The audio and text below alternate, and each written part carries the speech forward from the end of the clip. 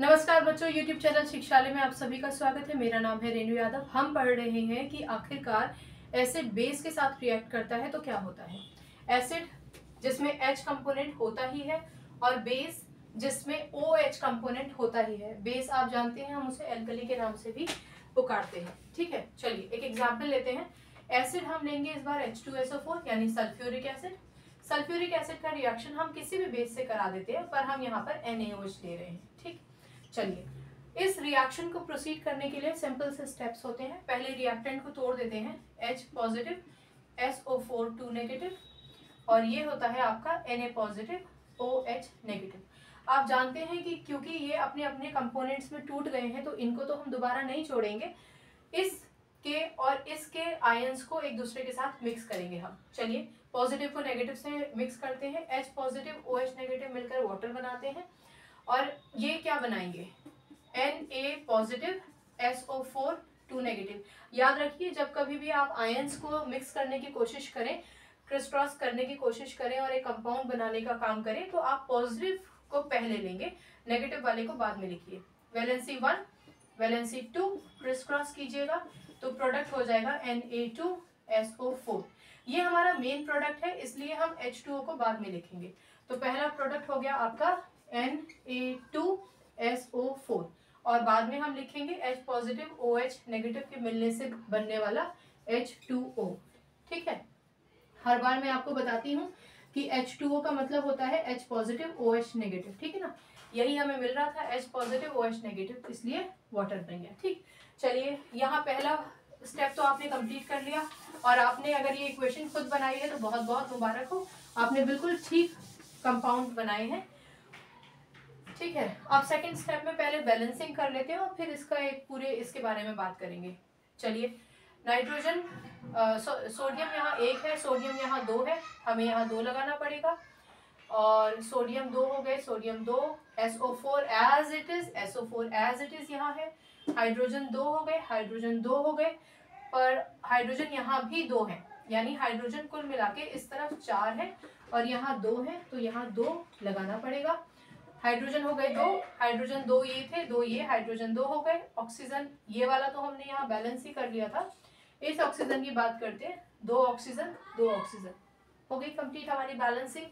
Balancing के बाद हम नाम लिखते हैं। ठीक है, ये क्या है, ये है आपका डाइल्यूट सल्फ्यूरिक एसिड। H2SO4 तो सल्फ्यूरिक एसिड ही होता है। ठीक है ना, ये सारे एक्सपेरिमेंट में आपकी मैडम या सर आपको कराएंगे, और हमेशा लेबोरेटरी में हम डाइल्यूट ही लेते हैं एसिड को। ये हमारा बेस है, इसका नाम है सोडियम हाइड्रोक्साइड, सोडियम हाइड्रोक्साइड। ठीक है ना, सोडियम हाइड्रोक्साइड एक बेस है, बेस को ही हम एल्कली भी कहते हैं। राइट, अगर ये नहीं लिख कर आएंगे तो कोई दिक्कत नहीं है, ये लिख कर आ जाइए। ये भूल जाए तो सिर्फ बेस लिख कर आ जाइए, कोई प्रॉब्लम नहीं है। बेस भी भूल जाए तो एल्कली लिख सकते हैं। चलिए, इसका क्या नाम है, ये तो आप जानते ही हैं। Na का मतलब होता है सोडियम, और SO4 का मतलब होता है सल्फेट, तो सोडियम सल्फेट। ठीक है ना, ये क्या है, ये सॉल्ट होता है। ठीक, और H2O तो आप जानते ही हैं, वाटर होता है। राइट, आगे बढ़ने से पहले मैं आपका ध्यान आकर्षित करना चाहूंगी कि कोई भी एसिड होता है, जब हमने इसको तोड़ा था, H पॉजिटिव SO4 2 नेगेटिव था ना, यानी एसिड में H होता ही होता है, H पॉजिटिव होता ही होता है। जब हमने बेस को तोड़ा था तो हमें मिला था Na positive OH negative. Base का यही पहचान है कि बेस में OH नेगेटिव होगा ही होगा।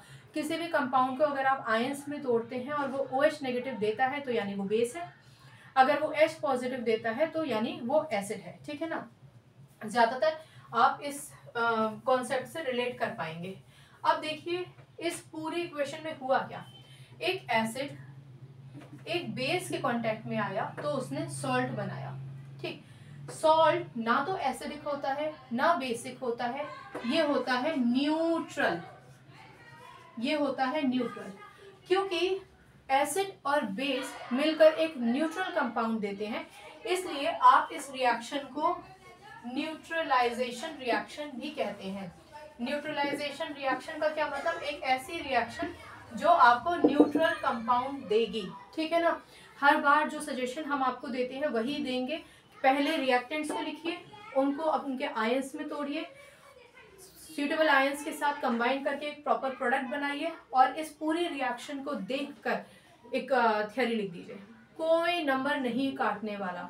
अगर आप डाइल्यूट सल्फ्यूरिक एसिड भूल जाएं तो एसिड है ये तो याद रहेगा ना, H पॉजिटिव देख के, OH नेगेटिव देख के याद रहेगा ना, ये बेस है और एसिड और बेस हमेशा सॉल्ट बनाते हैं। तो यहाँ जो प्रोडक्ट है Na2SO4 वो सॉल्ट ही है।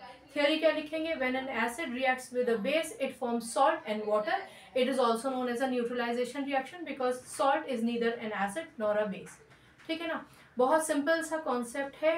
केमिस्ट्री रटने की सब्जेक्ट नहीं है, आप इसको ध्यान से देखिए। और ये जो आयंस है ना, ये आप 9th स्टैंडर्ड की किताब में देखिए, प्रॉपर लिखे हैं, नहीं तो आपको इतनी बार बता दिए जाएंगे हर लेक्चर में कि आपको याद ही हो जाएंगे। ठीक है, तो ये था हमारा आज का छोटा सा लेक्चर जहाँ पे हमने ये सीखा कि when an acid react with a base, base मतलब एल्कली भी कहते हैं हम बेस को, it forms salt because salt neutral होता है। तो this reaction is also known as neutralisation reaction. Water भी बनता है, ठीक है, वो भी आप याद रखेंगे। तो आज के लेक्चर में इतना ही। केमिस्ट्री से अपनी केमिस्ट्री अच्छी बनाइए, शिक्षा ले आइए। अगली बार मिलने तक अपना ख्याल रखिए, खुश रहिए, सकारात्मक रहिए। नमस्कार।